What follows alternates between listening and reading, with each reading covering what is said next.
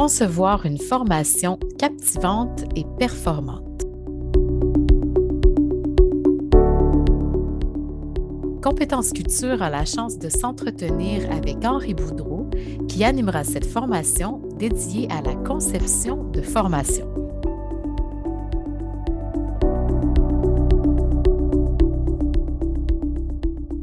Henri, pourriez-vous brièvement vous présenter, s'il vous plaît? Je suis professeur à l'UQAM présentement. J'ai été professeur en enseignement professionnel, en ébénisterie particulièrement, et j'ai été conseiller pédagogique pendant plus de 25 ans dans une commission scolaire. Donc, je fais de la recherche sur l'ingénierie de formation, l'organisation de la formation, et ma spécialité, c'est la didactique.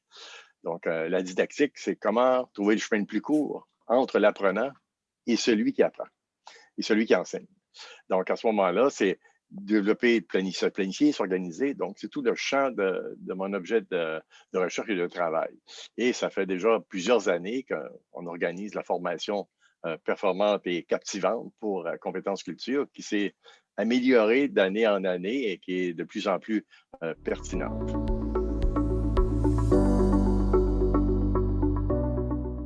Monsieur Boudreau, pourquoi est-ce que c'est important de suivre cette formation? Donner une formation, c'est une activité qui est relativement assez stressante pour quelqu'un qui a peu d'expérience et peu de formation là-dedans. Donc, suivre la formation, c'est de s'instrumenter pour être capable de gérer le stress. Je ne dirais pas de l'éliminer, mais de gérer le stress durant la formation. Donc, se concentrer sur celui qui apprend, sur ce qu'on a comme contenu. Donc, c'est les deux éléments à considérer souvent quand on donne une formation et qu'on sait plus ou moins comment s'y prendre. On va se concentrer sur le contenu. Mais ce qu'il faut penser, c'est est-ce que ce contenu-là, oui, il m'intéresse, est-ce qu'il intéresse l'apprenant qui est là? Donc, dans le fond, en bout de piste, c'est de se dire, est-ce que le cours que je donne, j'aurais le goût de le suivre? Donc, c'est un peu ça qui est l'élément clé à l'intérieur des stratégies qu'on va travailler ensemble tout au long. C'est sûr que c'est une formation qui est quand même relativement assez courte. Elle se veut fonctionnelle et opérationnelle là-dessus. Mais pour la personne qui va le suivre, c'est de diminuer le stress par rapport à l'organisation et la planification de l'enseignement, du contenu que j'ai à donner comme formation, que ce soit, peu importe le domaine, du domaine des arts, que ce soit quelque chose qui est structuré, qui est organisé. Et par la même occasion, vous allez être nécessairement plus performant et plus captivant si vous avez moins de stress devant vos apprenants.